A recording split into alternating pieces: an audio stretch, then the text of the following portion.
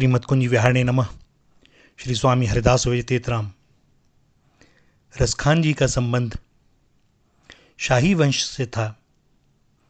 वे दिल्ली के एक समृद्धिशाली पठान थे। इनका जन्म लगभग संवत 1640 विक्रम में हुआ। इनकी भाषा पर्याप्त परिमार्जित और सरस तथा काव्योचित थी। ब्रज भाषा में जितनी उत्तमता से अपने हृदय के भाव इन्होंने व्यक्त किए हैं, उतना और बहुत से कवियों के लिए कष्टसाध्य था। इनकी विशेषता यह थी कि इन्होंने अपने सारे लौकिक प्रेम को भगवत प्रेम में रूपांतरित कर दिया। असार संसार का परित्याग करके सर्वथा नंद कुमार के दरबार के सदस्य हो गए। एक बार कहीं सत्संग भागवत कथा में उपस्थित थे। व्यासपीठ के पास श्याम सुंदर जी का चित्र रखा हुआ था और वह चित्र देखते ही उनके नयनों में भगवान का रूप माधुर्य समा गया। बड़ी विनय के साथ उन्होंने व्यासपीठ पर विराजमान आचार्य से भगवान श्री कृष्ण का पता पूछा कि आचार्य प्रवर, मुझे बतावें कहाँ रहते हैं। प्रेमी को देखकर आचार्य ने कहा, भैया श्रीधाम वृंदावन में। और बस ये चल पड़े अपने श्याम सुंदर से मिलने के लिए। उन्होंने कुछ ही दिन पहले भागवत के फारसी अनुवाद में गोपी प्रेम के संबंध में विशेष रूप से प्रेममयी स्फूर्ति पाई थी।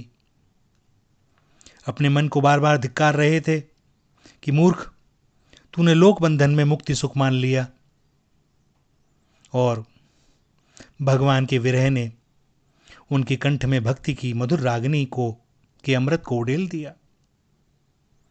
ब्रजरज का मस्तक से स्पर्श होते ही भगवती कालिंदी के जल की शीतलता के स्पर्श सुख से उन्मत्त समीर के कंपन की अनुभूति होते ही श्याम तमाल से उलझी हुई लताओं की हरियाली का नयनों में अवलोकन करते ही ये अपनी सुध-बुध खो गए। संसार छूट गया, रह गया एक वही नंदनंदन। इन्होंने वृंदावन के ऐश्वर्य की स्तुति की, भक्ति का भाष्य किया। इन्होंने वृंदावन के जड़ जीव चेतन और जंगम में आत्मानुभूति की आत्मीयता देखी। पहाड़ नदी और विहंगों से अपने जन्म जन्मांतर का संबंध देखा और तब वे बरबस के उठे।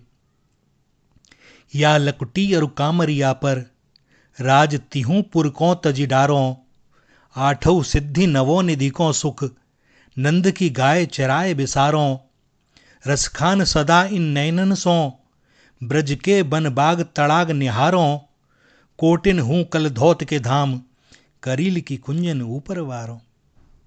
इस वृंदावन पे रसिक जन प्रेमी जन वास्तव में क्या न वार दें। किसी चीज की समता नहीं। कोई कहे त्रैलोक के बैकुंठ, नहीं भैया, वृंदावन के सामने कहीं कुछ नहीं। कितना अद्भुत आत्मसमर्पण था रसखान का, भाव माधुर्य था। प्रेम सुधा का निरंतर रसपान करते हुए वे ब्रज की शोभा को निहार रहे हैं। हाथों में अनुरक्ति की हथकड़ी और पैरों में विरक्ति की बेड़ी, हृदय में भक्ति की बंधन मुक्ति। रसखान के दर्शन से ब्रज भी धन्य होने लगा और ब्रज के दर्शन से रसखान का जीवन सफल हो गया। वे गोवर्धन में श्रीनाथ जी के दर्शन के लिए मंदिर में जाने लगे। द्वारपाल ने उन्हें धक्का देकर निकाल दिया। श्रीनाथ जी क्रोधित हो उठे। इधर रसखान की स्थिति विचित्र थी। उन्हें अपने प्राणेश्वर श्याम सुंदर का भरोसा था। वे कुछ दूर बैठ गए, अन्न जल छोड़ दिया। न जाने किन पापों के फलस्वरूप द्वारपाल ने मंदिर से निकाल दिया। 3 दिन बीत गए। इधर भक्त के प्राण कलप रहे हैं और उधर भगवान भी भक्त की भावना के अनुसार विकल हो रहे हैं। किंतु भक्त के प्रेम की परीक्षा तो होती ही है। और इधर रसखान पड़े पड़े विचार कर रहे हैं कि देश विदेश के देखे नरेशन, रीझ की कोऊ न बूझ करेगो, ताते तिन्हें तजी जान गिर्यो गुण, 100 गुण औगुण गांठ परेगो, बांसुरी वारो बड़ो रिजवार है, श्याम जू नेकुस सुढार ढरेगो, और लाड़लो छेल वही तो अहीर को, पीर हमारे ये की हरेगो। कहते हैं भैया इस पीर को हरना किसी और के बस की बात नहीं। वही श्याम सुंदर, वही गोवर्धन नाथ, वही गिरधर लाल, उसको देखने से ही अब ये विरह वेदना शांत होगी। और वास्तव में उस छैल ने उनकी हृदय की वेदना हर ली। भगवान ने साक्षात दर्शन दिए। इसके बाद गोसाई श्री विट्ठलनाथ जी ने इनको गोविंद कुंड पर स्नान कराकर दीक्षित किया। रसखान पूरे रसखानी हो गए। भगवान के प्रति पूर्ण रूप से समर्पण का भाव का उदय हो गया। रसखान की काव्य साधना पूरी हो गई और उनके नेत्रों ने इसकी गवाही दी। ब्रह्म में ढूंढ्यो पुराणन गायन, वेद ऋचा सुनी चौगुने चायन, देखियो सुनियो का बहु न कितै, वह कैसे स्वरूप और कैसे सुभायन। टेरत हेरत हारी पर्यो, रस खान बतायो न लोग लुगायन, और देखियो दुर्यो वह कुंज कुटीर में, बैठो पलोटत राधिका पायन। रसखान कहते हैं मैंने सब जगह ब्रह्म को ढूंढा और थक हार कर मैं देखता हूं कि वह कुंज कुटीर में, श्री वृंदावन में श्री किशोरी जी के पांव के पास बैठे हुए हैं, उनके चरण सहला रहे हैं।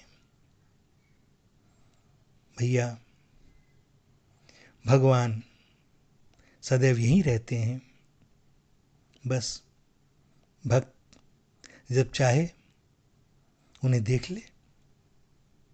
शेष गणेश महेश दिनेश और सुरेश जिनका पार नहीं पा सके, वेद अनादि अनंत अखंड अभेद कहकर नेति नेति के ब्रह्मसागर में डूब जाते हैं, उनके स्वरूप का इतना भव्य रसमय दर्शन जिस सुंदर रीति से रसखान ने किया, यह भक्ति के इतिहास की एक अद्भुत घटना, भक्ति साहित्य का रहस्यमय विचित्र है। ये आजीवन ब्रज में भगवान की लीला को काव्य रूप देते हुए विचरण करते रहे। भगवान ही उनके एकमात्र स्नेही, सखा और संबंधी थे। 45 वर्ष की अवस्था में इन्होंने भगवान के दिव्य धाम की यात्रा की।